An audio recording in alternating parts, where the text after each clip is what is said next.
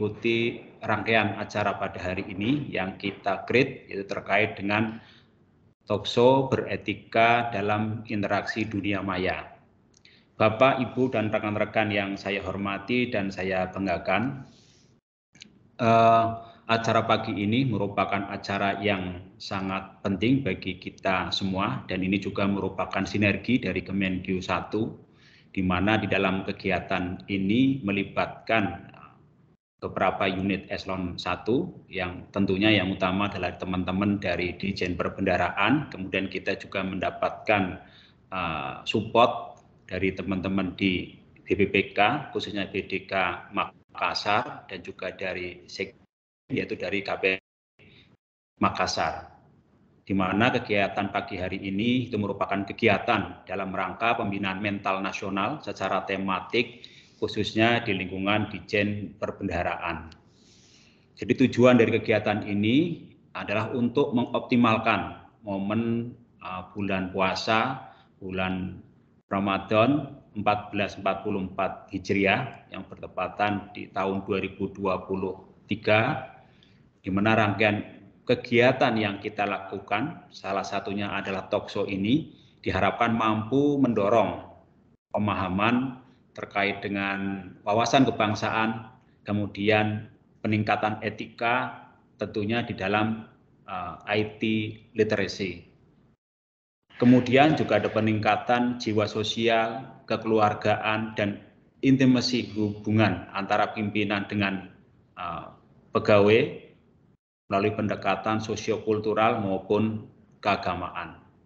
Dari rangkaian kegiatan momentum Ramadan ini, salah satunya adalah pada hari ini kita coba melakukan satu kegiatan talkshow, yaitu beretika dalam interaksi dunia maya, di mana diikuti oleh seluruh pejabat maupun pegawai di Kanwil Sulawesi Barat maupun Kanwil DJPB Maluku.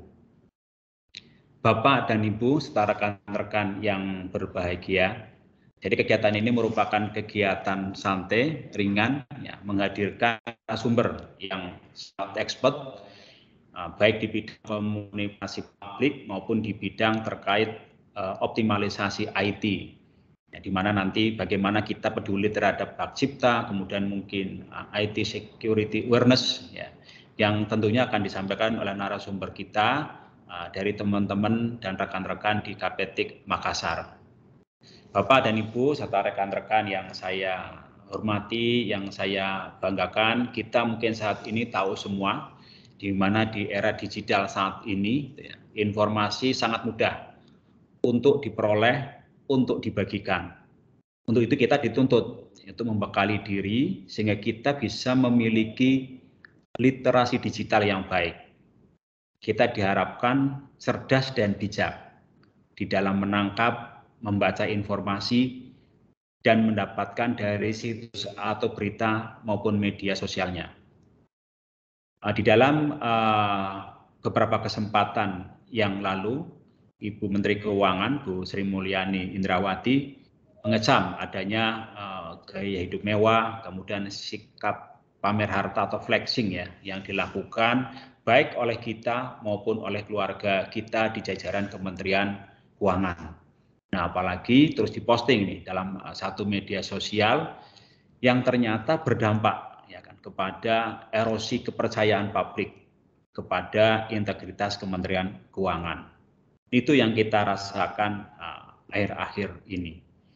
Ini juga bisa menciptakan reputasi yang negatif, ya, terhadap seluruh jajaran Kementerian Keuangan, yang saya yakin itu kan teman-teman semua, kita semua telah terus bekerja dengan jujur, bersih, dan profesional.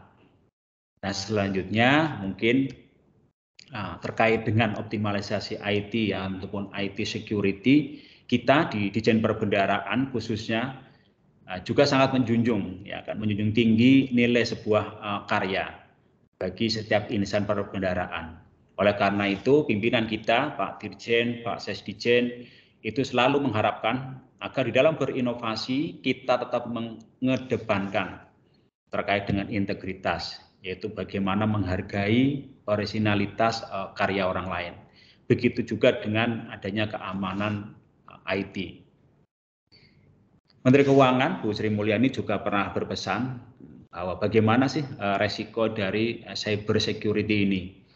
Ini merupakan sebuah persoalan yang serius ya, yang harus kita waspadai bersama, terutama di tengah tren atau transformasi digital yang saat ini kita hadapi.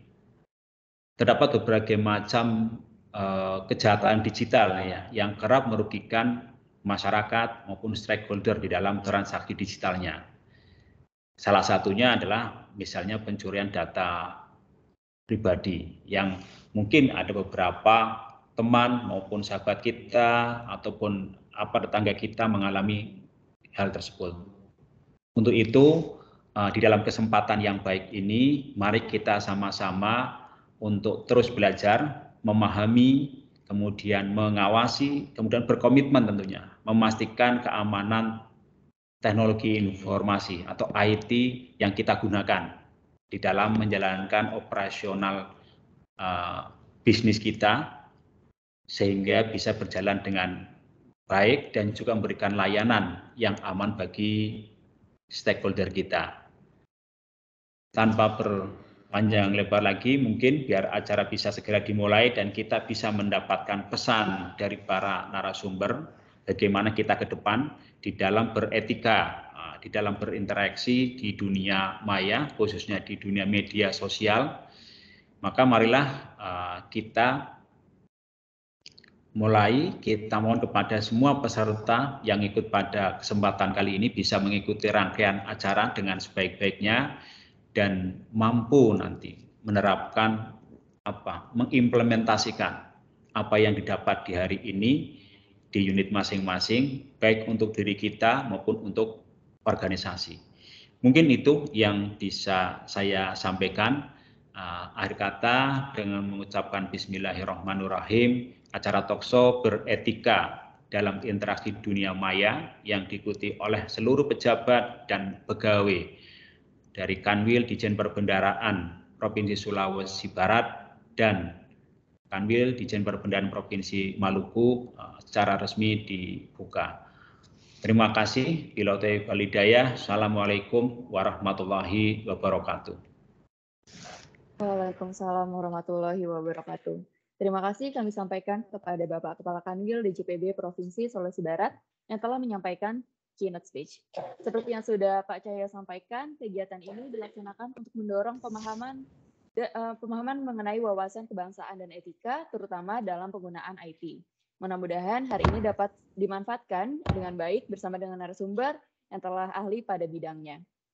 Baik Bapak Ibu sekalian, selanjutnya kita akan langsung masuk ke acara inti, yakni penyampaian materi oleh narasumber. Untuk materi yang pertama adalah tentang pemanfaatan TIK yang akan dibawakan oleh Bapak Putu Suarnaja. Apa kabar Pak Putu?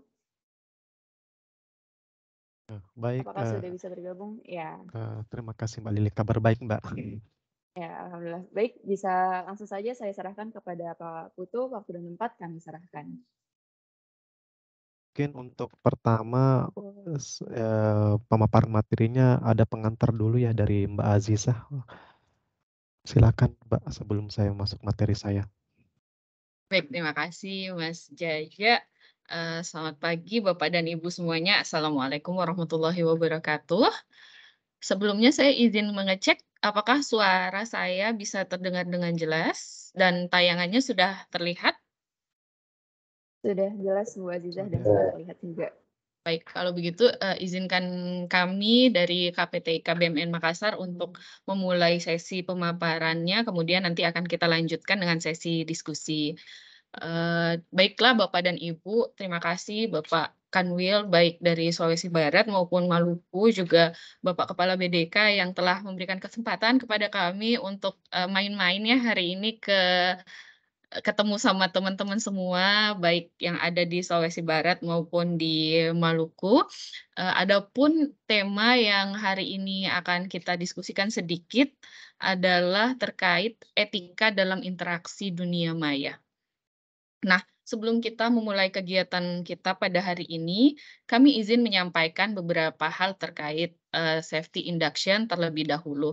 Yang pertama, karena kegiatan kita pada hari ini dilaksanakan secara daring, maka Bapak dan Ibu kami anjurkan untuk menggunakan jaringan yang aman dan tetap menjaga kerahasiaan data pribadi saat melakukan kegiatan ini. Kemudian selanjutnya, kenali area kerja sekitar Bapak Ibu, baik itu di kantor maupun jika sedang melaksanakan pekerjaan dari rumah. Pastikan Bapak Ibu tahu jalur evakuasi terdekat apabila terjadi keadaan darurat.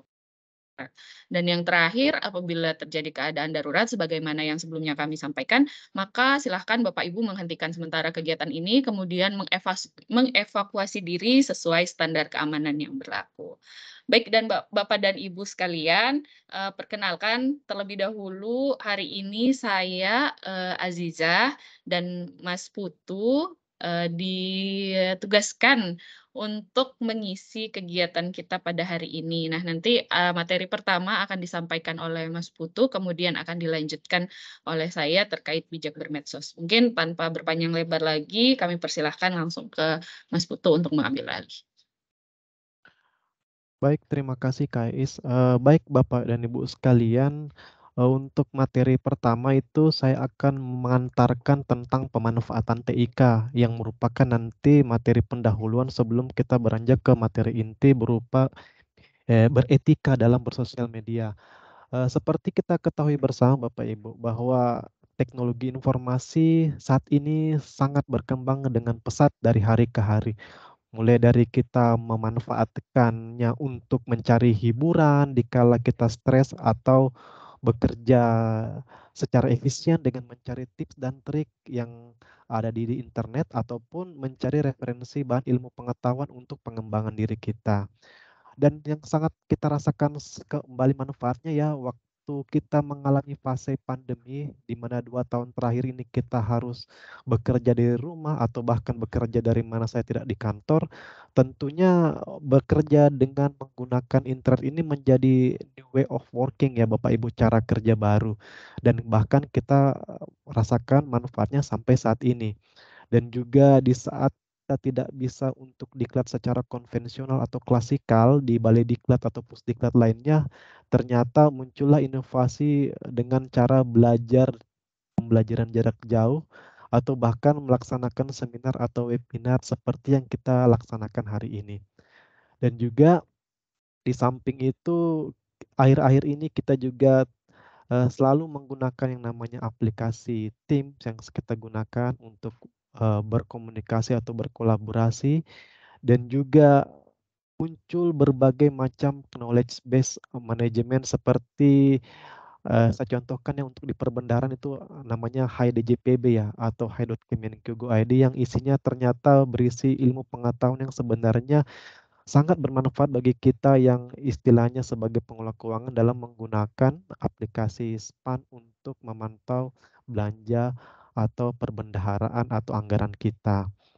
Nah, seperti yang Bapak Ibu lihat di layar, ini adalah peta gambaran roadmap atau master plan lah istilahnya. Bagaimana reformasi birokrasi di Kementerian Keuangan yang harapannya untuk menuju simplifikasi informasi teknologi atau proses bisnis dan otomasi layanan. Dimulai di tahun 2002 hingga 2006 untuk periode pertama, di mana reformasi berawal dari pengelolaan keuangan negara dengan melaksanakan modernisasi administrasi kantor perpajakan atau kantor KPP modern ya. Kalau zaman dulunya itu 2002-2006 itu kalau di perbendaharaan mungkin identik dengan namanya KPPN Prima ya untuk periode pertama. Berlanjut ke periode kedua dari 2007 hingga 2012, reformasi birokrasi akhirnya dilaksanakan secara masif yang integrasikan 3 pilar reformasi birokrasi Kementerian Keuangan dengan menerapkan 8 area perubahan Kemenpan RB. Selanjutnya di periode ketiga ditetapkanlah dan diimplementasikan blueprint atau cetak biru dari reformasi birokrasi dan transformasi kelembagaan yang diantaranya terdiri 87 inisiatif transformasi kelembagaan dengan 5 tema serta 9 arah kebijakan transformasi organisasi. Di periode keempat, di tahun 2016 hingga 2018 ternyata ada penetapan 20 inisiatif baru dalam rangka penguatan implementasi transformasi kelembagaan ini. Dan saat ini kita berada pada fase transformasi digital, di mana di tahun 2019 awalnya itu ada 11 program, 2020 ada 15 inisiatif strategis, 2021 ada 26 dan 2022 ada 41.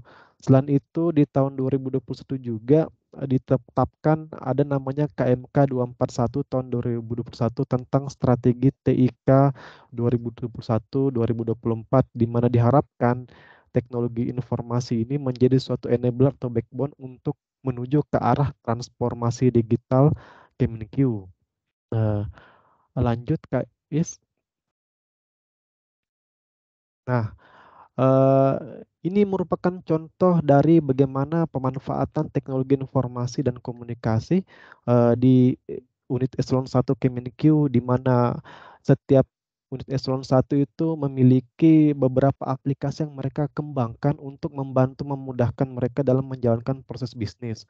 Sebagai contoh di DJA ada MPN atau modul penerimaan negara, di Bea Cukai ada CISA atau Custom Excise untuk membantu mengadministrasikan kepabeanan dan cukai untuk mendukung penerimaan negara. Di Setjen sendiri ada satu Kemenq yang merupakan aplikasi persuratan yang berkolaborasi dengan Haris dan beberapa aplikasi lainnya yang tergabung menjadi satu kesatuan dan bahkan melibatkan aplikasi lain di luar Kemenq seperti aplikasi untuk TTE yaitu BSSN atau BPPT, dan juga ada collaboration tools di dalamnya di mana ini merupakan aplikasi yang memudahkan kita untuk berkolaborasi. Di samping itu ada aplikasi yang dikembangkan oleh Dirjen Pajak yaitu DJP Online, di mana di sini kita dimudahkan untuk melaksanakan pelaporan SPT tahunan baik orang pribadi atau badan yang selama ini mungkin bagi yang merasa kesulitan harus datang ke kantor pajak untuk mengisi SPT-nya atau melaporkan SPT-nya. Sekarang lebih dimudahkan kembali untuk pelaporannya dengan mekanisme menggunakan sistem aplikasi. Ada juga aplikasi yang dikembangkan oleh DJKN yaitu Siemens DJKN, namun demikian saat ini sudah termigrasi ya dalam aplikasi Sakti dalam modul aset. Ada juga aplikasi WISE dari Inspektorat Jenderal untuk mendukung pelaporan anonymous bagi pelanggaran disiplin ataupun kode etik lainnya. Serta ada aplikasi KLC, Kemenq Learning Center, yang dikembangkan oleh BPPK yang memudahkan kita untuk belajar kapanpun dan dimanapun dengan metode e-learning ataupun PJJ. Dan juga yang terakhir ada aplikasi Sakti yang sudah sangat familiar bagi Bapak Ibu sekalian, di mana di sini sangat membantu kita untuk melaksanakan kegiatan perbendaharaan dimulai dari istilahnya pengadministrasian sampai dengan pengeksekusian budget keuangan negara. Oke, lanjut Kak. Nah, ini merupakan contoh pengembangan dari pemanfaatan sistem e-commerce di pemerintah, di mana DJPB sendiri sudah mengembangkan 2 aplikasi ya Bapak Ibu, DigiPay Marketplace dan aplikasi Sakti. Kalau DigiPay ini kan seperti kita tahu bersama bahwa saat ini satker-satker sudah mulai menggunakan sistem DigiPay Marketplace ini sesuai dengan bank persepsinya.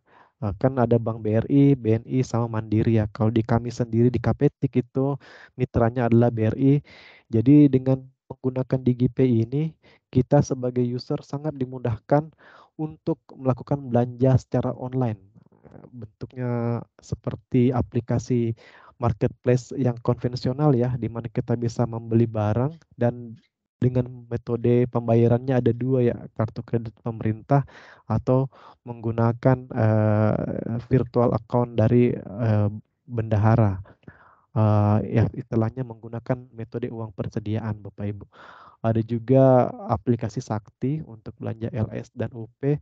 Dan satu lagi Bapak Ibu yang baru ada lelang GoID, di mana selama ini secara konvensional kita menggunakan aplikasi ini untuk membeli barang X BMN yang dihapuskan, yang sekiranya dapat kita manfaatkan kembali atau dijual kembali, atau sekarang ini ada lelang produk UMKM Bapak Ibu sekalian. Jadi kalau misalkan Bapak Ibu mencoba untuk membuka aplikasi lelang GoID, kita ternyata dapat mudah untuk membeli produk-produk UMKM.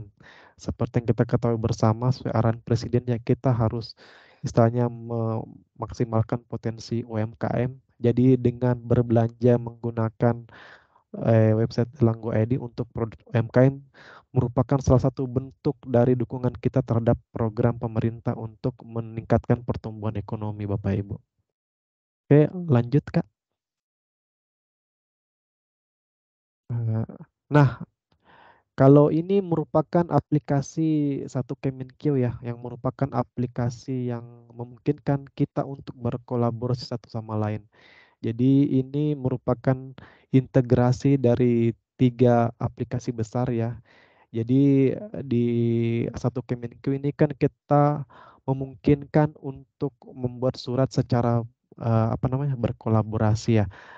Dan untuk mendukung sistem keamanannya, saat ini kalau kita ingin menggunakan satu Kemenkeu pada suatu perangkat, kita harus mengaktifkan yang namanya multi-factor authentication, di mana di sini ada 2 aplikasi yang bisa digunakan, ada Microsoft Authenticator, ada juga Google Authenticator. Jadi kalau misalkan ada perangkat baru yang kita gunakan, kita harus memasukkan kode ini. Dan juga ini untuk keamanan kita bersama Bapak Ibu sekalian, karena dengan begini kita tidak akan mudah, istilahnya user kita tidak akan mudah untuk digunakan orang lain secara tidak bertanggung jawab, karena mereka perlu ada izin atau permission ke gadget atau smartphone kita untuk meminta kode autentifikasi ataupun untuk menyetujui akses ke aplikasi satu Kemenkeu kita.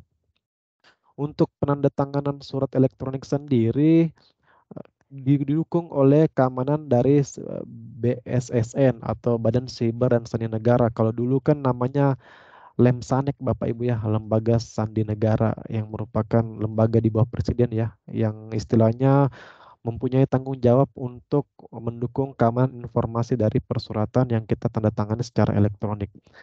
Nah, selanjutnya untuk konsep surat sendiri yang di Nadine, sekarang kan didukung oleh aplikasi Office 365, di mana Office 365 ini memungkinkan beberapa pegawai untuk mengkonsep suatu surat secara bersama-sama dan berkolaborasi sebelum kita kirimkan ke pimpinan untuk penetapannya.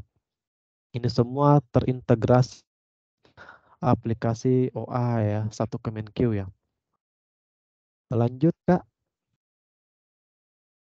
Nah, untuk mendukung aplikasi satu Kemenkeu ini kan ada aplikasi collaboration tools yang sifatnya enterprise ya. Ini merupakan lisensi.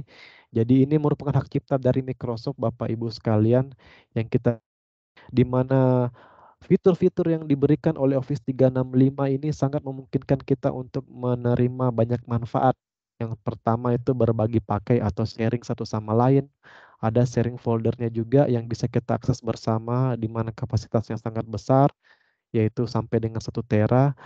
Ada juga aspek efektivitas dan efisiensi dalam bekerja menggunakan MS Teams ini atau Office 365 ini karena lisensinya jadi lebih murah. Jadi kalau selama ini kita menggunakan Office berbayar, kalau menggunakan Office 365 ini sudah tercakup dalamnya. Masih slide sebelumnya Kak. Nah, ya. Ada juga aspek integrasi yang didukung di dalamnya, di mana aplikasi ini bisa di-customize ternyata Bapak Ibu, sehingga bisa nyambung di aplikasi satu Kemenkeu kita. Ada juga aspek interoperabilitas atau dia bisa berkomunikasi antar satu platform dengan platform lainnya. Sebagai contoh tadi BSSN bisa berkolaborasi dengan satu Kemenkeu, bisa juga berkolaborasi dengan Office 365 ini. Dan juga ada dukungan aspek kesinambungan atau continuous improvement. Kalau di kita di nilai kementerian Bapak Ibu ada namanya nilai kesempurnaan ya. Ada sustainability di dalamnya.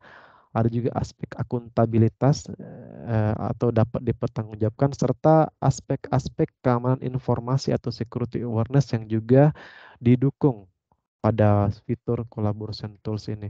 Lanjut Kak.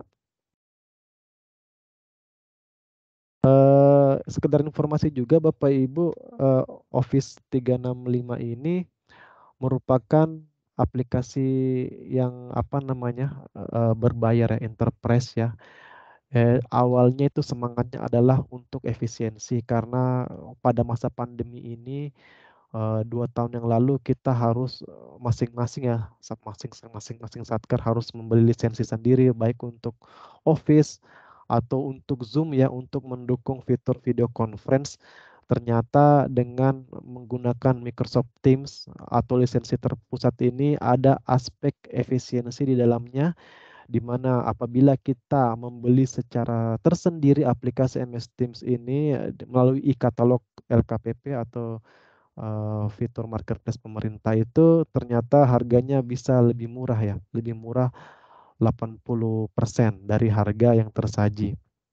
Sehingga dari sini manfaatnya kalau kita bagi ke dalam jumlah pegawai Kemenkyu sebesar 72.000 itu akan kelihatan bahwa kita memperoleh penghematan hampir 20% dengan menggunakan aplikasi MS Teams ini. Dan hebatnya lagi, satu user email Kemenkyu ini, email Kemenkyu Bapak Ibu sekalian itu ternyata bisa digunakan sampai dengan 15 perangkat Bapak Ibu. Jadi bisa digunakan login di 5 PC atau laptop, bisa juga ditambah lagi dengan 5 tablet PC atau tabnya serta 5 smartphone. Jadi kalau di total itu satu lisensi email Kemenkyu itu bisa dipakai untuk 15 perangkat kita yang akan kita gunakan untuk keperluan kedinasan. Lanjut Kak. Nah, dari sisi ini semua yang paling penting dari itu adalah kita harus punya niat yang baik untuk mengembangkan kapasitas atau potensi dalam diri kita dengan mau belajar. Di sini belajar TIK itu tujuannya agar kita tidak gaptek atau gegap teknologi Bapak Ibu sekalian. Jadi istilahnya kita bisa naik kelas. Jadi kita bisa lebih kekinian atau lebih ikut perkembangan zaman. Nah, sebenarnya banyak sih metode pengembangan kapasitas untuk kompetensi TIK ini. Di antaranya kita bisa ikut diklat klasikal yang dilaksanakan oleh BPPK, di mana kalau di BPK sendiri itu di Pusdiklat Keuangan Umum Bapak Ibu ya banyak sekali diklat yang mendukung kita untuk menggunakan aplikasi-aplikasi seperti database, pengolah data dan sebagainya. Atau kalau misalkan kesempatan kita untuk mengikuti diklat klasikal itu kecil, kita bisa menggunakan e-learning atau KLC Kemenkyu yang materi open access-nya pun sangat banyak dan bermanfaat bagi kita untuk mendukung pekerjaan.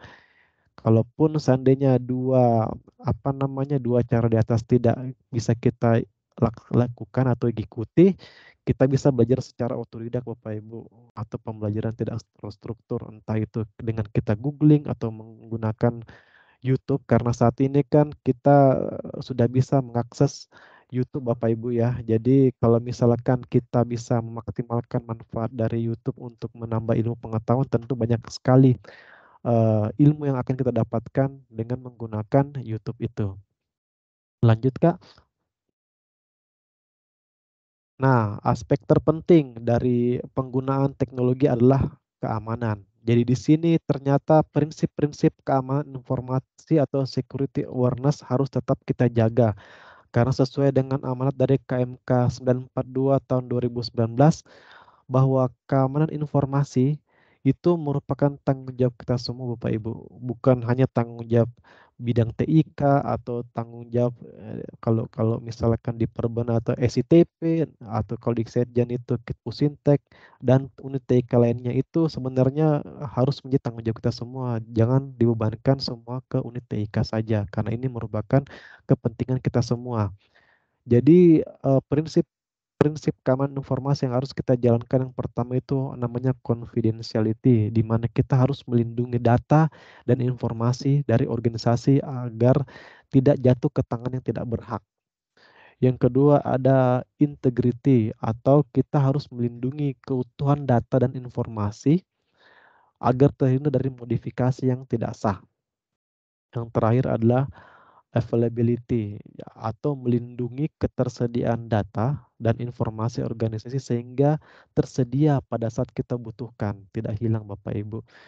Nah, jadi dari sini kita belajar bahwa sebenarnya pemanfaatan teknologi itu ibarat filosofis dua sisi mata pisau Bapak Ibu. Kadang kita bisa mengambil positifnya, namun di sisi positif tersebut ternyata ada aspek negatif yang perlu kita mitigasi risikonya. Jadi saya tekankan kepada Bapak Ibu sekalian, karena sesuai dengan tema hari ini adalah beretika dalam dunia maya, alangkah lebih baik Bapak Ibu sekalian untuk lebih bijak atau berpikir terlebih dahulu untuk memposting sesuatu dalam sosial media. Nah, ini merupakan materi pengantar Bapak Ibu sebelum kita masuk ke materi yang akan dibawakan KAIS. Jadi pesan saya Bapak Ibu, tolonglah untuk saat ini kita bijak bersosial media, karena mengingat isu-isu terakhir itu sangat berdampak besar bagi kita yang telah menyaksikan efek dari flexing harta kekayaan di medsos yang sebenarnya bukan kita lakukan tapi keluarga kita, tapi berdampak besar juga kepada kita. Oke, itu saja materi dari saya terkait pemanfaatan TIK ini. Selanjutnya akan dilanjutkan oleh KAIS untuk materi bijak bersosial media. Silakan KAIS dilanjutkan materinya.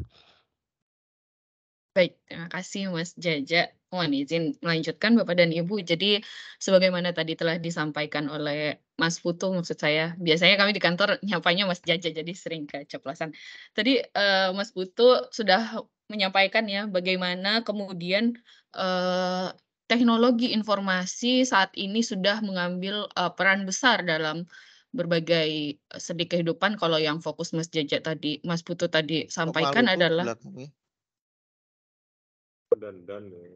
baik, yang tadi fokus disampaikan Mas Putu adalah bagaimana kemudian kita dapat memanfaatkan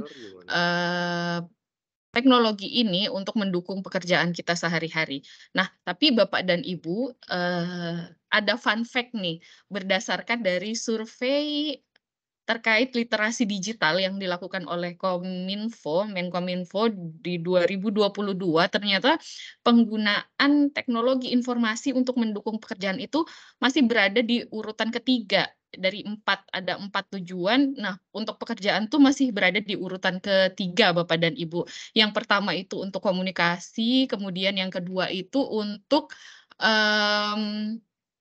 hiburan, kemudian baru untuk pekerjaan, dan selanjutnya adalah untuk mengakses pelayanan publik. Nah, Bapak dan Ibu, kalau untuk pekerjaan mungkin, etika kita dalam menggunakan IT sudah diatur ya dari, melalui seperangkat peraturan Menteri Keuangan. Jadi ada beberapa peraturan Menteri Keuangan yang khusus untuk mengatur etika kita dalam menggunakan internet, khususnya terkait pekerjaan. Contohnya salah satunya adalah peraturan Menteri Keuangan tentang akun, kata sandi, dan juga internet. Di situ diatur bagaimana kita tidak boleh mengirimkan email sembarangan dari dari email kedinasan, kemudian juga berkata-kata yang baik ketika menggunakan email kedinasan, menjaga kerahasiaan data, memperbaharui kata sandi, dan sebagainya.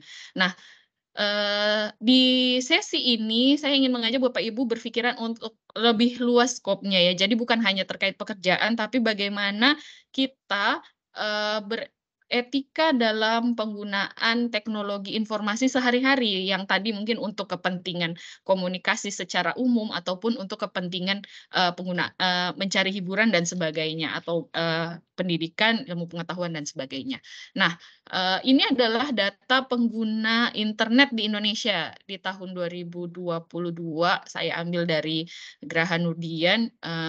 Secara umum seluruh aspek itu meningkat ya Bapak dan Ibu. jumlah populasinya sudah sampai 277,7 juta pengguna internet, kemudian handphone yang terkoneksi 370 juta, pengguna internetnya 204 juta, kemudian satunya lagi adalah pengguna media sosial aktif sampai dengan 191 juta. Ini yang paling signifikan penambahannya dari tahun sebelumnya sampai dengan 12,6%. Nah, melihat begitu hype-nya pengguna internet, apalagi sosial media di Indonesia, saya rasa menjadi penting untuk kita sama-sama aware tentang bagaimana sih seharusnya kita menjaga interaksi dalam menggunakan sosial media itu sendiri. Nah, ini adalah skor literasi digital Indonesia tahun 2022 dari raport survei status literasi digital Indonesia yang tadi dilaksanakan oleh Menkominfo. Nah, survei status literasi digital sendiri itu terdiri dari 4 bagian, Bapak dan Ibu sekalian. Yang pertama digital skill, digital culture, digital ethics, dan digital safety. Saya akan fokus ke 2 bagian ini, digital ethics dan digital safety. Kalau digital safety sendiri berhubungan dengan yang tadi Mas Putu sampaikan di akhir sesinya, terkait bagaimana kemudian prinsip-prinsip keamanan informasi kita jalankan dan menjadi tanggung jawab kita semua. Di sini skornya masih di antara poin 2 dan 3 ya Bapak dan Ibu sekalian, yang paling rendah malah katanya orang-orang belum bisa sendiri gitu, atau tidak pernah bahkan untuk membedakan email yang berisi spam, virus, atau malware. Nah, ini sangat berbahaya tentunya ya Bapak dan Ibu sekalian, apalagi kalau mungkin kalau di kedinasan, email Kemenkeu itu sudah dilengkapi dengan proteksi-proteksi keamanan yang memadai ya, tapi untuk email-email di luar kedinasan yang biasa kita gunakan itu dibutuhkan awareness juga dari penggunanya atau kita sendiri untuk bisa berhati-hati dalam membedakan nih email-email yang mungkin akan membawa virus atau malware ke dalam jaringan kita. Kemudian selain digital safety, ini ada beberapa pertanyaan ya Bapak dan Ibu, nanti materinya bisa saya bagikan, kemudian kita sama-sama membaca nih kira-kira dan mengukur juga kira-kira kita tingkat literasi digitalnya udah sampai mana sih dengan mencoba menjawab pertanyaan-pertanyaan yang sudah disusun gitu oleh tim surveyor. Nah, kemudian di digital ethics sendiri yang kebetulan menjadi fokus tema kita hari ini, kalau kita lihat skornya sudah cukup baik ya Bapak dan Ibu, berada di kisaran paling rendah itu 3,26 dan yang paling tinggi malah 4,07.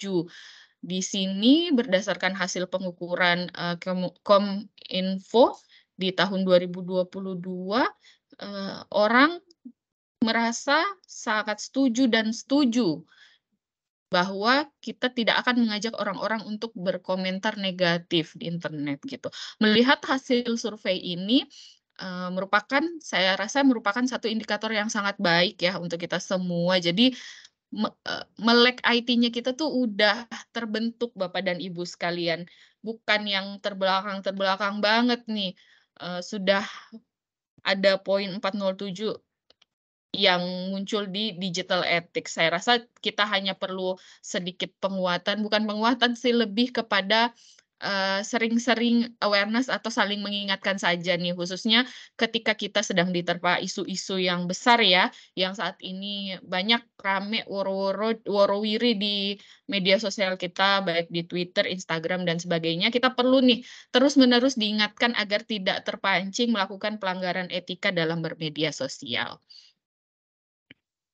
Nah, walaupun Bapak dan Ibu sekalian, skor literasi digital kita dari sisi etika tadi sudah menunjukkan angka yang cukup baik, ketika kemarin saya coba googling, iseng-iseng aja untuk memperkaya bahan materi, ternyata masih banyak juga ya, masih ada juga kasus-kasus yang kemudian jadi heboh karena media sosial nih. Kita bisa coba searching di Google, ada beberapa kasus bahkan ada yang karena status aja, status di media sosial itu bisa dibawa ke jalur hukum. Selain kasus-kasus di media sosial juga salah satu hal yang menjadi poin penting untuk kita terkait etika bermedia sosial ini adalah bagaimana kita bisa membedakan atau menangkis isu-isu hoaks atau informasi bohong, Bapak Ibu.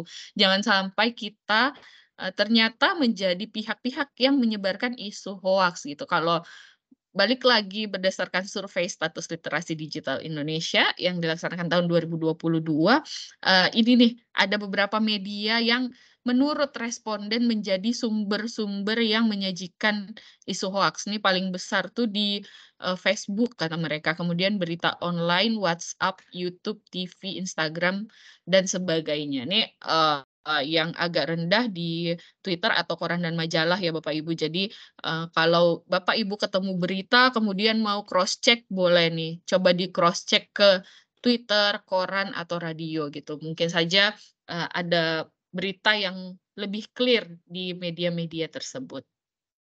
Nah, balik lagi Bapak dan Ibu, kalau di Kementerian Keuangan sendiri selain panduan terkait pemanfaatan TIK dan awareness terkait keamanan informasinya, untuk panduan penggunaan media sosial sendiri juga telah diatur ternyata ya Bapak dan Ibu di Kementerian Keuangan melalui Surat Edaran Nomor 16 Tahun 2018 nih tentang panduan aktivitas dan penggunaan media sosial bagi pegawai Kementerian Keuangan.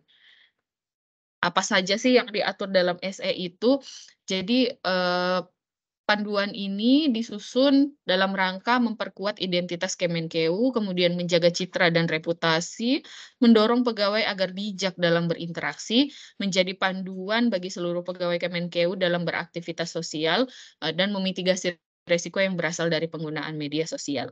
SE ini berlaku untuk seluruh pejabat, pegawai, dan CPNS Kemenkeu dan meliputi serta tidak terbatas pada aktivitas baik like, share, dan komen di jejaring sosial, kemudian menulis, like, komen, dan post di blog sosial, juga share, bahkan emoticon Bapak dan Ibu, komen, serta post di aplikasi percakapan. Nah, SE inilah Bapak Ibu, aturan inilah yang seharusnya menjadi dasar atau pegangan kita dalam menggunakan media sosial atau internet secara umumnya dalam keseharian kita ya Bapak dan Ibu. Kalau kita melihat saja dari maksud dan tujuannya, sebenarnya itu sudah dapat menjadi kerangka utama Bapak dan Ibu dalam berperilaku sehari-hari, khususnya di dunia maya nih, bahwa penggunaan sosial media maksud saya ataupun penggunaan internet harusnya menjadi sarana untuk memperkuat identitas, menjaga citra dan reputasi Bapak dan Ibu. Jadi selayaknya ketika kita akan menggunakan media sosial, balik lagi kita harus selalu mengingat ya maksud dan tujuan dari panduan penggunaan media sosial yang sudah diatur di Kemenkeu. Apakah itu akan memperkuat identitas dan tetap menjaga citra dan reputasi, atau malah dengan saya melakukan hal tersebut, maka citra dan reputasi Kemenkeu akan rusak gitu Bapak dan Ibu. Seringkali kita keceplosan nih kalau menggunakan sosial media, yang mana tadi sempat dipaparkan Mas Jaja bahwa saat ini sudah sangat gampang atau mudah ya kita mengakses internet dan berbagai sosial medianya. Saking mudahnya, kadang-kadang kita tidak berpikir lagi atau tidak berpikir panjang lagi Bapak dan Ibu dalam mengunggah sesuatu, like, share, atau komen sesuatu di media sosial. Padahal sadar tidak sadar, selain mewakili diri sendiri, kita juga sebagai pegawai Kementerian Keuangan tentunya tunduk terhadap peraturan-peraturan yang ada di Kementerian Keuangan dan juga membawa nama Kementerian Keuangan di belakang nama kita ya sebagai pegawai Kementerian Keuangan dan sebagainya. Itulah sebenarnya yang harus tanggung jawab yang harus kita laksanakan sebagai pegawai Kementerian Keuangan, Bapak dan Ibu sekalian. Kemudian beberapa asumsi nih dari pedoman aktivitas penggunaan media sosial inilah yang harus kita pahami Bapak dan Ibu, bahwa yang pertama tuh beda platform, beda aturan. Jadi setiap mengakses sosial media, blog, atau aplikasi percakapan melalui internet, ada baiknya Bapak Ibu pahami syarat dan ketentuan dari tiap media sosial yang Bapak Ibu miliki gitu. Jangan cuman biasanya karena panjang dan kecil-kecil bacaannya udah langsung Bapak Ibu scroll ke bawah terus saya setuju tanpa dipahami baik-baik apakah syarat dan ketentuan yang diatur apakah tidak melanggar aturan-aturan di instansi kita. Kemudian jejak digital Bapak dan Ibu. Ini yang kadang-kadang kita kan status bisa dihapus lagi kalau salah begitu kan, atau unggahan juga bisa di-delete gitu kalau ternyata tidak diperbolehkan. Tapi sadar tidak sadar bahwa seluruh rekam digital yang sudah kita unggah, sudah kita buat itu tidak dapat dihapus Bapak dan Ibu. Walaupun di perangkat kita, di gadget kita dapat terhapus, tapi tentunya di database masih dapat dilacak ya. Begitupun dengan identitas digital. Jadi identitas pengguna akun mau kita pakai akun samaran sesamar-samar apapun itu masih ada kemungkinan untuk pelacakan akun seperti itu. Kemudian anjurannya agar kita cek media sosial secara berkala agar tidak disalahgunakan. Sebagaimana kita ketahui bahwa penyalahgunaan akun ini makin banyak aja metodenya ya Bapak dan Ibu. Terakhir yang saya ikuti itu adalah lewat aplikasi undangan pernikahan seolah-olah seperti itu atau aplikasi undangan acara tasyakuran gitu. Kita dikirimin melalui pesan, kemudian kita klik ternyata di dalamnya ada virus atau malware, sering juga melalui OTP Bapak dan Ibu. Kalau kita tidak hati-hati dalam seksama dalam mengenali pesan-pesan yang masuk, maka bisa saja kita tidak aware ya, masukin OTP sembarangan, kemudian akhirnya data-data kita, data akun kita khususnya bisa disalahgunakan oleh orang-orang yang tidak berwenang. Yang terakhir adalah everyone can see. Jadi apa yang Bapak dan Ibu unggah dapat dilihat oleh semua orang. Jadi, ketika itu sudah masuk ke ranah media sosial, maka kita nggak bisa membatasi orang-orang yang lain gitu. Kita nggak bisa ngatur komentarnya mereka, kita nggak bisa mengatur reaksinya mereka, kemudian kita nggak bisa mengatur apakah pesan itu akan menyebar ke mana lagi gitu ya Bapak Ibu. Jadi yang bisa kita atur adalah diri kita sendiri sebelum melakukan aktivitas penggunaan media sosial. Itulah yang menjadi kuasa kita gitu atau masuk dalam tanggung jawab kita untuk menjaganya Bapak dan Ibu sekalian. Kemudian lanjut ke bagian 2 adalah anjuran dalam pedoman aktivitas penggunaan media sosial sebagaimana diatur di SE 16 tersebut juga Bapak dan Ibu pegawai pegawai Kementerian Keuangan maksud saya dianjurkan untuk follow akun-akun Kemenkeu RI di sosial media ya Bapak dan Ibu, ada Twitter, Instagram, YouTube, Facebook, dan TikTok. Saya yakin teman-teman di Perben ini merupakan insan-insan Kementerian Keuangan yang sangat handal, jadi seharusnya sudah follow nih semua akun Kemenkeu RI, kemudian juga secara aktif ya melakukan amplifikasi konten-konten positif dari Kementerian Keuangan. Kemudian yang terakhir yang diatur dalam pedoman aktivitas penggunaan media sosial adalah do and don'ts-nya. Ini tadi banyak disinggung oleh Bapak Kanwil pada saat pembukaan, seperti bagaimana kita harus berhati-hati, kemudian bagaimana kita harus lebih seksama agar tidak melanggar haki. Nah, disinilah Bapak dan Ibu sederhana sepertinya, tapi ketika kita menerapkan do and don'ts-nya ini dengan baik, maka mudah-mudahan etika kita bisa terus terjaga nih dalam penggunaan media sosial. Jadi do-nya ini yang harus kita lakukan. Yang pertama dari segi konten, buat dan bagikan konten yang bermanfaat serta sesuaikan caption dengan foto Bapak dan Ibu. Jadi kalau mau sharing sesuatu atau mau bikin sesuatu, coba kita pertama tanya dulu. Kadang-kadang untuk memverifikasi ya, mengakses dengan singkat berita-berita yang akan kita buat atau yang akan kita share itu, pertama kita tanya dulu nih, kita dapat mastiin nggak sumber berita ini benar atau salah gitu kan ya. Dari situ, kalau salah udah kita nggak usah terusin aja nih, kalau benar kemungkinan bisa kita share atau remake gitu. Kalau ternyata kita dapat memastikan sumber berita itu benar, apakah berita itu ketika dibagikan akan bermanfaat atau tidak. Nah, kalau tidak ada manfaatnya, ya udah aja gitu loh Bapak dan Ibu, ditahan aja, buat konsumsi pribadi aja. Kecuali kalau bermanfaat barulah kita bisa, membagikan konten-konten, serta pastikan untuk sesuaikan caption dan foto. Kemudian bahasa, Bapak dan Ibu gunakan pilihan kata-kata yang sopan. Jadi untuk mendekati atau,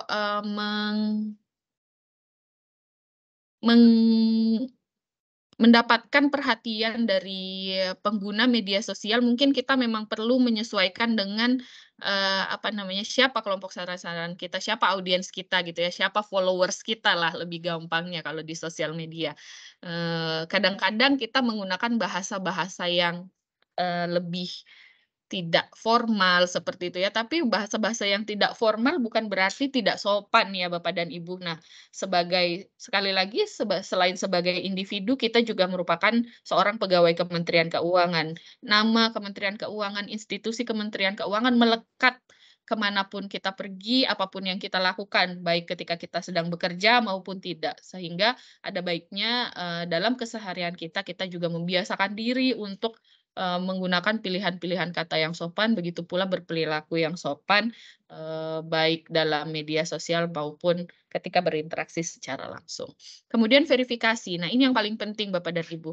Pastikan informasi yang akan kita sharing atau yang akan menjadi dasar untuk konten kita itu benar, dapat dipertanggungjawabkan dan berasal dari sumber yang jelas. Jadi, alangkah baiknya Bapak dan Ibu ketika kita share informasi atau membuat konten, kita mengambil data dari akun-akun yang sudah terverifikasi ya Bapak dan Ibu, atau akun-akun resmi. Nah, biasanya kalau dari akun-akun resmi itu, informasinya bisa dipertanggungjawabkan. Kemudian jangan juga lupa untuk mencantumkan source-nya. Kalau kita menggunakan atau mencaplok data dari suatu sumber, jangan lupa dicantumkan tuh sumber dasarnya agar gampang ditelusurnya. Kalau Bapak dan Ibu perhatikan, saya izin kembali sedikit. Nah, di paparan saya, biasanya saya membiasakan diri untuk mencantumkan sumber seperti kalau saya mengambil data seperti ini, saya sampaikan di bawahnya ini berasal dari,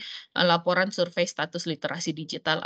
Atau kalau meng-capture screen, biasanya, capture screen-nya dari mana. Kalau ini kebetulan dari Google, jadi langsung saja saya tampilkan seperti itu, Bapak dan Ibu sekalian. Itu pentingnya untuk, mencantumkan sumber informasi dari data yang kita buat atau kita share. Kemudian yang terakhir adalah rahasia, aspek kerahasiaan Bapak dan Ibu. Kemarin baru saja, heboh ya di antara legislatif dan eksekutif, karena dirasa ada informasi terungkap ke publik yang tidak seharusnya gitu. Nah, inilah pentingnya kita untuk terus, bisa aware gitu dan juga bisa meng-assess, bisa memverifikasi, bisa memilah informasi-informasi mana yang bisa kita bagikan ke publik dan informasi-informasi mana yang sifatnya rahasia atau tertutup. Seperti itu mungkin Bapak dan Ibu sekalian. Kemudian, adapun hal-hal yang tidak dianjurkan atau mungkin bisa saya katakan dilarang dalam pedoman aktivitas ini, yang pertama adalah, mengunggah dan atau menyebar konten hoaks Bapak dan Ibu sekalian. Jadi tadi diverifikasi, pastikan dulu sumbernya benar atau tidak. Kalau tidak yakin ataupun tidak bermanfaat, udah tidak usah aja Bapak dan Ibu, tidak usah disebar saja, untuk amannya gitu. Kemudian yang kedua, keberpihakan politik itu. Jadi ASN ini harus netral ya Bapak dan Ibu, khususnya saat ini di tahun 2023 mendekati kampanye, pilkada, pilpres, dan sebagainya, kita harus pinter-pinter menjaga diri, bukannya takut atau tidak bisa menyampaikan pendapat ya Bapak dan Ibu, tapi harus benar-benar meyakinkan diri bahwa, apa yang saya share ini tidak kemudian digunakan oleh pihak-pihak tertentu sebagai tanda keberpihakan kita, khususnya dalam bidang politik ya Bapak dan Ibu. Kemarin sempat ada kunjungan di Makassar, sempat ada kunjungan oleh salah satu tokoh publik. Nah, ada teman-teman yang mungkin kelepasan berfoto bareng kemudian diunggah, tapi tanpa sadar mereka lupa gitu kalau tokoh publik ini nanti sebentar lagi akan mencalonkan diri sebagai pimpinan, misalnya di pilpres atau pilkada ya. Nah, itu yang kita harus hati-hati Bapak dan Ibu. Bahkan seperti itu pun bisa dinilai orang sebagai keberpihakan. Tadi kalau di pedoman di asumsinya di aktivitas yang diatur di pedoman aktivitas ini bahkan share emotikon aja Bapak dan Ibu bisa dinilai sebagai keberpihakan kita ya terhadap suatu hal. Jadi sekali lagi mendekati tahun politik ini kita harus benar-benar hati-hati dalam menggunakan media sosial kita. Hati-hati dalam menyampaikan pendapat juga, hati-hati bahkan dalam berfoto, bahkan isyarat jari Bapak dan Ibu, kalau Bapak dan Ibu ingat di Pilpres sebelumnya, di tahun politik sebelumnya kita bahkan tidak dianjurkan untuk menggunakan isyarat jari ya, walaupun 1 misalnya atau oke atau 3 atau misalnya tanda peace seperti ini ya Bapak Ibu tidak disarankan karena bisa dikait-kaitkan dengan entitas politik tertentu seperti itu. Kemudian selanjutnya informasi rahasia pekerjaan itu jangan juga dibagikan. Berikutnya adalah tidak dianjurkan atau bahkan dilarang untuk menggunakan kata Kemenkeu RI, DJP, Sesjen, DJPB dalam dan sejenisnya dalam nama akun pribadi. Misalnya jangan sampai nanti di sini ada yang bikin Instagram terus akunnya adalah misalnya Mas Putu Kemenkeu atau Putu KPTIK atau Putu DJP seperti itu. Kecuali dia adalah akun-akun resmi organisasi ya Bapak dan Ibu. Bukan akun pribadi. Kalau akun pribadi tidak boleh menggunakan kata-kata yang berasosiasi dengan Kementerian Keuangan ataupun unit-unit di bawahnya. Selanjutnya adalah tidak atau dilarang membagikan konten yang mengandung unsur ujaran kebencian, sara, radikalisme, terorisme, pelecehan, diskriminasi, dan dukungan terhadap LGBT. Bapak dan Ibu sekalian yang saat ini aktif menggunakan sosial media mungkin sadar ya Bapak dan Ibu, baik Twitter, Instagram apalagi ya Bapak dan Ibu, kalau ada suatu postingan kemudian kita lihat di kolom komentarnya Bapak dan Ibu begitu mudahnya orang-orang menjudge atau berpikiran negatif, bahkan kadang-kadang menyampaikan ujaran kebencian tanpa sadar ya Bapak dan Ibu karena saat ini saking mudahnya kita menyampaikan pendapat tinggal ngetik aja di ujung jari Bapak dan Ibu, kita tidak lagi berpikir ulang seperti itu. Nah, itulah yang harus kita jaga ya Bapak dan Ibu sebagai pegawai Kementerian Keuangan. Kemudian yang terakhir, jangan sampai keceplosan juga Bapak dan Ibu unggahan perjalanan dinas yang dapat diasosiasikan dengan pemborosan anggaran. Mungkin kadang-kadang kita nggak maksud ya Bapak Ibu foto di bandara atau sayap pesawat. Biasanya kan sayapnya tuh estetik kalau kata anak-anak muda nih untuk difoto atau lagi makan bareng sama teman-teman yang baru ketemu di daerah yang kita kunjungi. Kadang mungkin kita nggak maksud pamer atau sebagainya Bapak dan Ibu sekalian. Tapi sekali lagi dalam asumsi di awal tadi bahwa apa saja yang kita unggah itu dapat dilihat oleh semua orang dan kita tidak bisa mengontrol bagaimana reaksi orang, bagaimana judgement orang, bagaimana penilaian orang. Maka ada baiknya apa-apa yang kemudian kita putuskan untuk kita unggah Bapak dan Ibu telah kita seleksi dengan baik terlebih dahulu karena sekali lagi kita adalah pegawai yang membawa nama institusi Kementerian Keuangan. Mungkin seperti itu. Nah, di akhir sesi ini Bapak dan Ibu, saya ingin mengajak Bapak dan Ibu untuk kita kembali lagi nih aware terhadap perkembangan zaman. Saat ini kita nggak lagi di era 4.0 ya, 4.0 ya Bapak dan Ibu. Bukan lagi information atau TI yang menjadi raja di atas segala-galanya, tapi kita sekarang menuju ke era 5.0 society. Jadi senternya tetap dibalikin ke manusia, ke human, bukan ke perangkatnya gitu, bukan ke IT-nya, tapi tetap human yang mengontrol atau menjalankan atau mengoperasikan teknologi ini Bapak dan Ibu, tetap kita harus aware dengan kesadaran masing-masing untuk menjaga etika gitu ya, karena semua bukan dikendalikan oleh TIK, bukan dikendalikan oleh internet, tapi oleh perasaan kita, oleh sifat kita, oleh sikap kita, oleh integritas kita Bapak dan Ibu sekalian.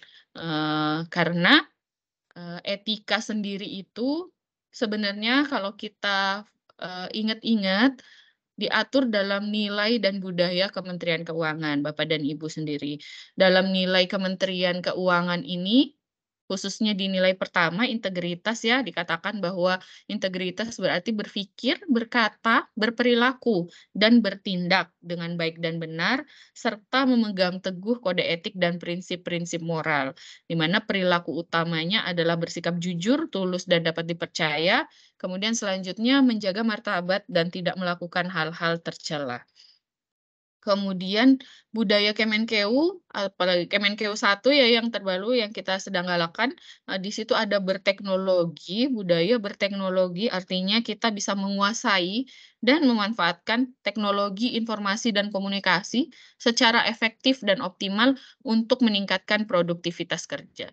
Jadi Bapak dan Ibu mungkin tidak panjang lebar ya, kita fokuskan kepada bagaimana perangkat-perangkat di Kementerian Keuangan, aturan pengendalian di Kementerian Keuangan sebenarnya sudah memberi petunjuk gitu, bagaimana seharusnya kita beretika dan berperilaku saat memanfaatkan media sosial ataupun internet. Ketika kembali ke situ, insya Allah atau mudah-mudahan baik dalam melaksanakan pekerjaan maupun kehidupan sehari-hari, contohnya untuk mencari hiburan atau berkomunikasi, ketika kita menerapkan nilai-nilai dan budaya Kemenkeu, serta aturan-aturan yang telah ditetapkan di Kemenkeu, khususnya tadi pedoman aktivitas penggunaan media sosial, mudah-mudahan dapat menjaga kita semua dari pelanggaran kode etik saat bermedia sosial.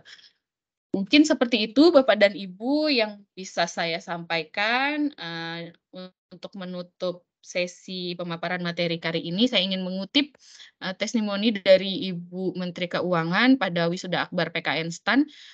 Beliau pernah bilang seperti ini, dalam perjalanan hidup, kalau kalian melihat kekurangan, maka perbaiki. Tidak usah mengeluh, apalagi mencaci di media sosial. Kita diharapkan menjadi pribadi yang kritis tapi tidak sinis, juga menjadi generasi yang positif dan konstruktif, bukan destruktif. Baik, itu saja untuk menutup materi saya. Sekali lagi terima kasih saya ucapkan kepada teman-teman. Saya tutup dan saya kembalikan ke MC. Assalamualaikum warahmatullahi wabarakatuh. Waalaikumsalam warahmatullahi wabarakatuh. Kami sampaikan terima kasih kepada Pak Putu dan Bu Aziza yang telah menyampaikan materi. Mudah-mudahan materi tadi dapat lebih mencerahkan kita tentang bagaimana untuk beretika dalam interaksi di dunia maya. Baik Bapak Ibu sekalian, selanjutnya kita buka sesi diskusi. Bagi Bapak Ibu sekalian yang ingin bertanya, kami persilakan untuk langsung unmute saja dan menyampaikan pertanyaan kepada narasumber. Silakan Bapak Ibu.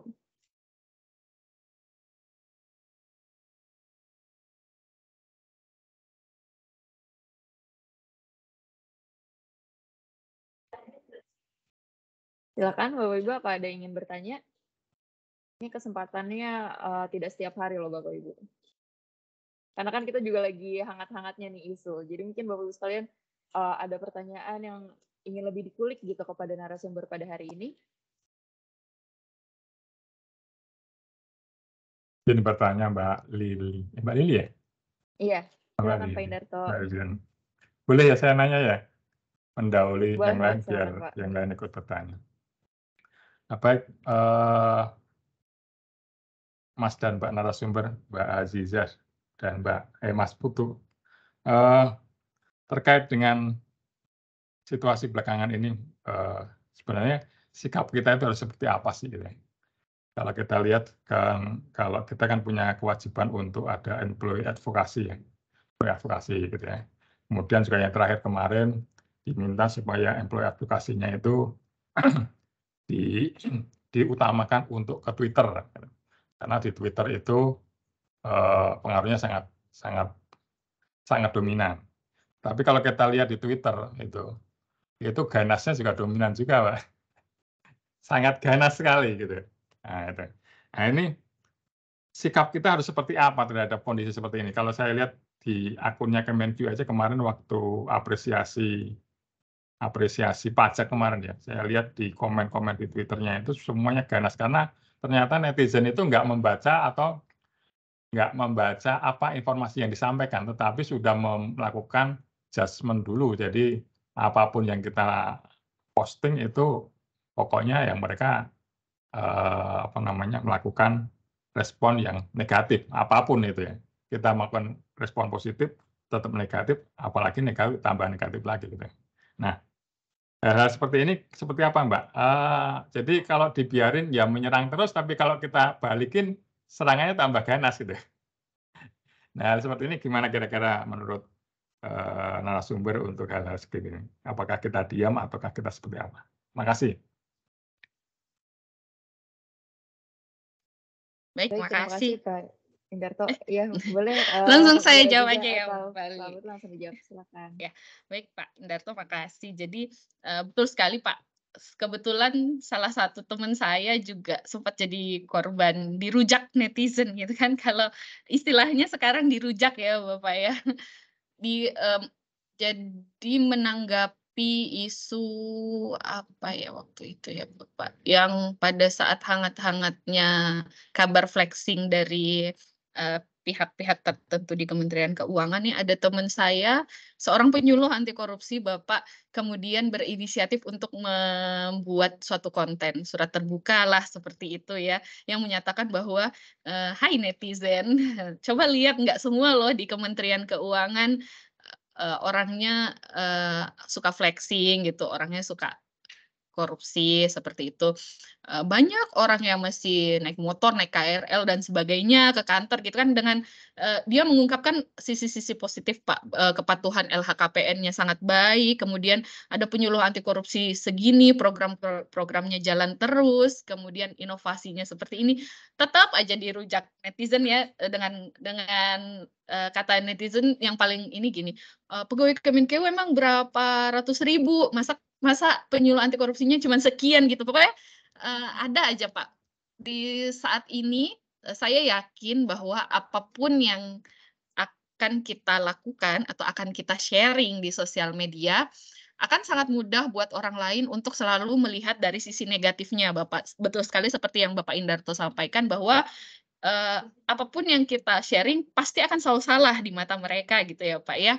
Walaupun nggak semuanya suami, kadang-kadang ada istri juga yang men-share tapi tumben-tumbenan nih istri salah gitu di mata netizen ya. Kalau dari Kemenkeu saat ini posisinya sedang seperti itu Bapak Ibu. Nah, saya sempat nyeletuk pada saat teman saya bikin konten Pak seperti ini. Ini kalau kita tidak punya kemampuan komunikasi publik yang baik atau strategi komunikasi publik yang mumpuni, konten yang akan kita buat bisa blunder dibalikin ke kita sendiri. Pada saat dia memposting itu ya Pak, dan ternyata betul gitu, jadi dirujak netizen gitu.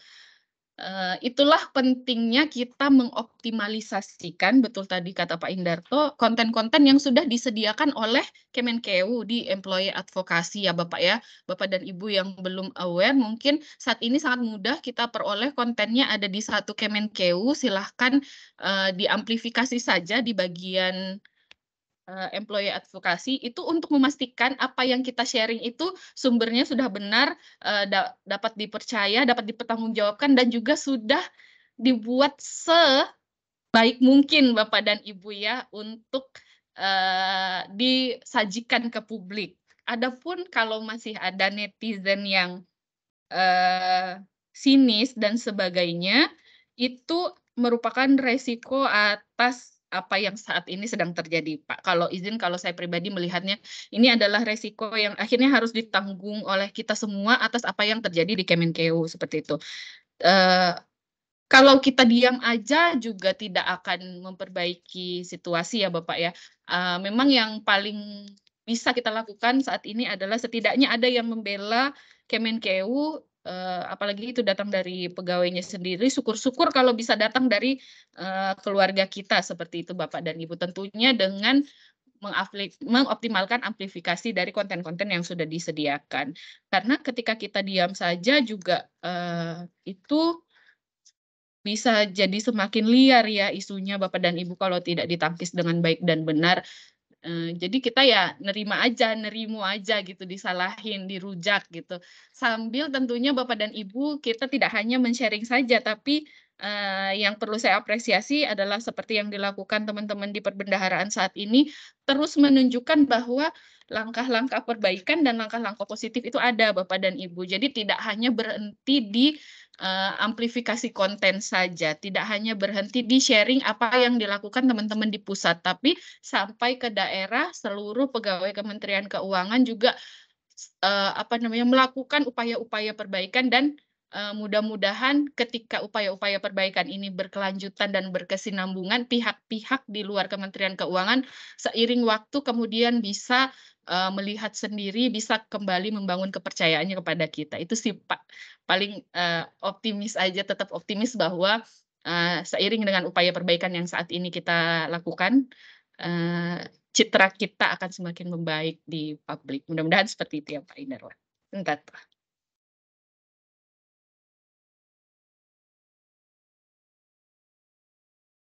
Baik, terima kasih Bu Aziza yang telah menjawab pertanyaan. Terima kasih juga Pak Indarto yang telah menanyakan pertanyaan mungkin yang ada di benak rekan-rekan sekalian. Baik, Bapak-Ibu sekalian, mungkin ada satu kesempatan lagi untuk penanya sebelum kita tutup acara. Kami persilakan. Saya tanya Mbak Lili. Silakan Pak Soeharto. Baik, terima kasih. Assalamualaikum warahmatullahi wabarakatuh. Tadi disampaikan do and don't ya, Mbak Aziza ya tadi ya. Salah satunya di don't-nya itu tidak membawa nama Kemenkeu maupun BJBP ataupun unit-unit lain di bawah Kemenkeu gitu ya. Nah, satu sisi nama-nama itu selalu melekat di kita gitu ya, tadi dijelaskan juga ya gitu ya, apapun yang kita mungkin posting gitu ya, karena kita juga bekerja di institusi Kemenkeu, tetap itu akan terbawa gitu ya. Bahkan ada program tadi, program employee advokasi yang bahkan kita diminta untuk melakukan amplifikasi gitu ya. Nah ini kok kayak seperti ada ini kontradiksi lah gitu ya. Satu sisi tidak membawa nama-nama institusi, tapi satu sisi kita dianjurkan untuk mengamplifikasi. Nah, mungkin bisa dijelaskan lagi Mbak Aziza. Terima kasih. Baik, terima kasih Pak Harto. Langsung aja ya Mbak Lili, saya izin menjawab. Pak Soeharto, mohon izin. Jadi tadi yang di don'ts-nya itu mungkin kurang jelas, tapi yang dilarang adalah menggunakan kata Kemenkeu dan sejenisnya dalam nama akun pribadi Bapak dan Ibu sekalian Pak Harto. Jadi yang tidak bolehnya itu ketika kita menggunakan frasa Kemenkeu dan sejenisnya untuk akun pribadi kita Pak. Kalau mengamplifikasi konten, kemudian dituliskan di caption, menuliskan pendapat dan sebagainya, itu boleh Pak, menyebutkan, memention bahkan dianjurkan untuk memention Kemenkeu, kemudian menggunakan hashtag. Tapi di poin 4 ini, sekali lagi, yang dilarang adalah menggunakan kata Kemenkeu dan sejenisnya untuk akun pribadi. Karena jangan sampai Bapak dan Ibu, kita kemudian diasosiasikan sebagai sumber informasi resmi dari Kementerian Keuangan, sementara kita kan belum bisa menjamin. Kemudian teman-teman pengelola media sosial Kemenkeu juga belum bisa sepenuhnya menjamin apakah yang kemudian kita akan share hanya semata-mata employee advokasi atau kemudian pendapat-pendapat yang sudah di-sharing dan verifikasi. Takutnya ketika kita diasosiasikan sebagai sumber informasi resmi dari Kemenkeu, kemudian ada hal-hal yang keliru yang kita sharing, maka netizen nangkapnya itu resmi dari Kemenkeu. Mungkin seperti itu Pak jawabannya. Jadi yang nggak boleh itu adalah penggunaan untuk nama akun pribadi ya Bapak dan Ibu, bukan terkait konten dan sebagainya.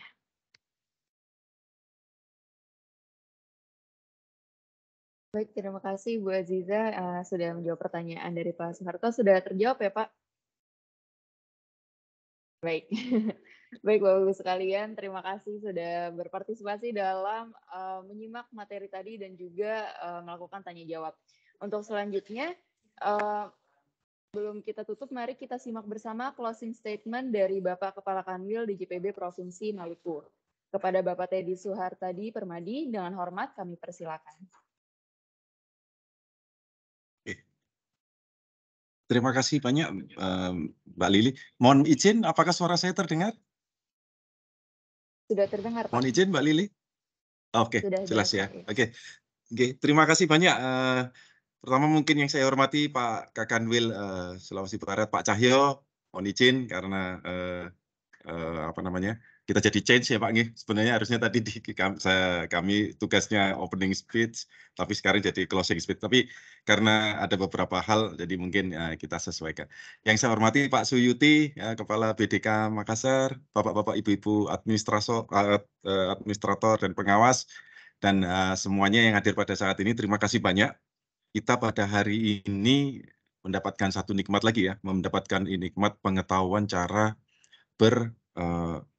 memperlakukan diri kita dalam lingkungan environment, informasi dan media sosial. Saya jadi teringat mungkin kalau ada pepatah yang mengatakan mulutmu harimaumu, dengan seiring waktu, dengan perkembangan zaman, sekarang mulutmu harimaumu itu sudah menjadi jarimu itu harimaumu. Sudah sekarang apa yang kamu upload menjadi harimaumu. Artinya dengan perkembangan zaman yang ada sekarang, yang tadinya kita mengeluarkan ekspresi atau mengeluarkan pendapat itu melalui cara yang formal, yang mendasar ya, melalui suara, melalui mulut.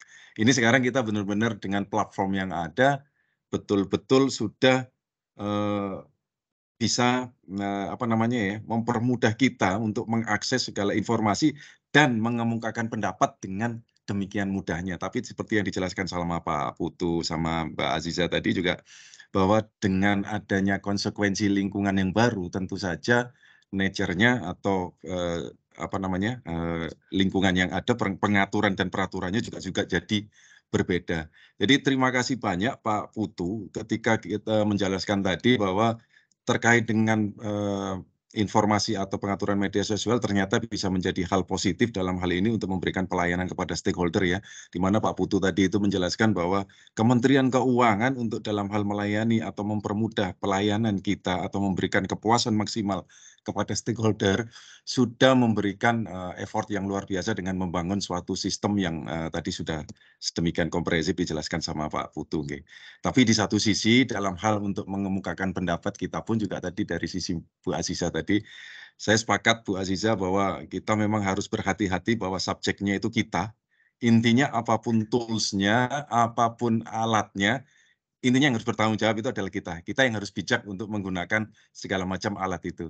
Tadi Bu Aziza sudah menjelaskan dengan komprehensif juga. Terima kasih banyak Bu Aziza ya bahwa kita mendapatkan pemahaman terkait dengan apa yang harus kita lakukan terkait dengan bersikap atau secara bijak untuk bersosial media, terutama dengan sosial media yang bermacam-macam platformnya. Tadi sudah terima kasih juga sudah diberikan informasi terkait dengan ternyata setiap platform itu mempunyai karakteristik yang unik dan berbeda, gitu. Demikian juga cara menyikapinya kita. Kemudian juga Bu Aziza dalam hal apa namanya, kita bermedsos, Kementerian sudah menjelaskan, Kementerian Keuangan juga sudah memberikan guidance, aturan bahwa ada beberapa hal yang perlu kita cermati, terutama dengan situasi kondisi terkini, dan ada hal-hal yang perlu kita lakukan dan jangan dilakukan. Tapi balik lagi, mungkin sedikit sependek pemahaman saya menyimpulkan bahwa sebaik-baiknya kita menggunakan medsos adalah kita harus selalu bertabayun dulu ya dengan apa yang akan kita share, apa yang akan kita apa namanya bagikan kepada khalayak. Kemudian kita pun juga harus check and recheck secara balance terkait dengan hal-hal yang berkaitan dengan medsos, karena fitrahnya manusia kadang itu sifatnya buru-buru ya. Kadang cuma ngelihat gambarnya saja sudah ceritanya itu jauh lebih bagus daripada atau mungkin jauh lebih lengkap daripada nonton filmnya itu sendiri, ditambah-tambahi gitu ya Bu Aziza, kalau saya boleh menyimpulkan gitu ya. Sehingga itu hal yang akan sedikit banyak akan mendistorsi terkait dengan informasi yang sampai kepada kita atau yang ingin kita sampaikan. Terima kasih banyak Pak Putu, Bu Aziza, para narasumber yang hadir pada saat ini sudah memberikan informasi atau ilmu yang sedikit banyak akan bisa menjadi pegangan kita, mungkin sedikit banyak nanti juga akan kita perlu kembangkan juga terkait dengan pemahaman yang jauh lebih advance terkait dengan cara kita bersikap dan menyikapi terkait dengan dunia medsos kita. Yang ketiga, yang terakhir mungkin yang tadi disampaikan oleh Bu Aziza, bahwa saya teringat Bu Menteri bahwa kita itu, Bu Menteri pernah bilang bahwa masing-masing individu di Kementerian Keuangan ini sebenarnya adalah pembawa pesan ya sebenarnya ya, terkait dengan apa yang ada di keluarga besar Kemenkeu, Kementerian Keuangan.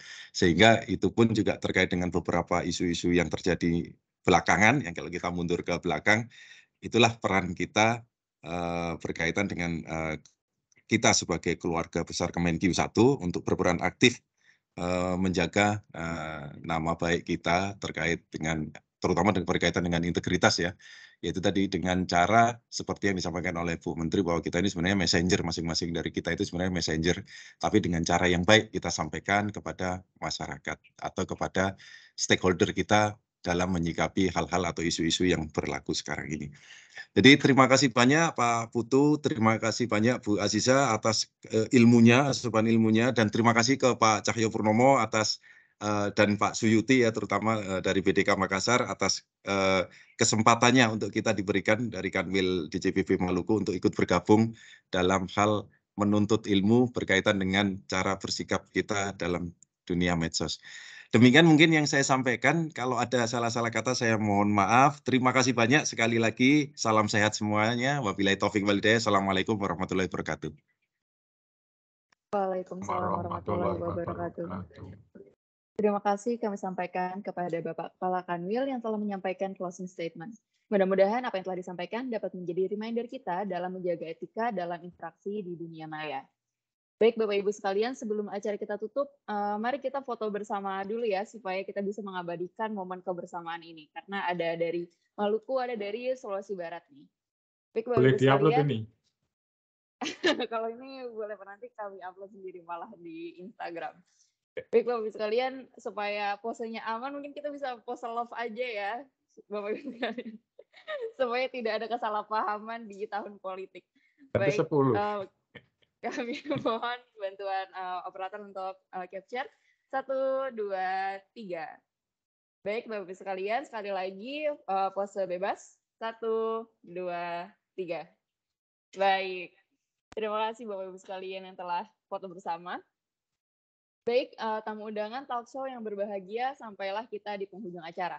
Setelah kita simak bersama pemaparan materi oleh narasumber dan telah kita laksanakan diskusi bersama. Kami ucapkan terima kasih sekali lagi kepada narasumber yang telah berbagi ilmu dengan kita semua pada pagi hari ini. Kami juga menyampaikan terima kasih kepada seluruh tamu undangan yang telah mengikuti acara ini hingga selesai, dan mohon maaf apabila terdapat hal-hal yang kurang berkenan selama acara berlangsung. Saya Lili Nurfadila pamit undur diri. Wassalamualaikum warahmatullahi wabarakatuh. Waalaikumsalam warahmatullahi wabarakatuh. Terima kasih Mbak Lili, Pak Cahyo, terima kasih banyak. Pak Teddy, sama-sama. Terima kasih.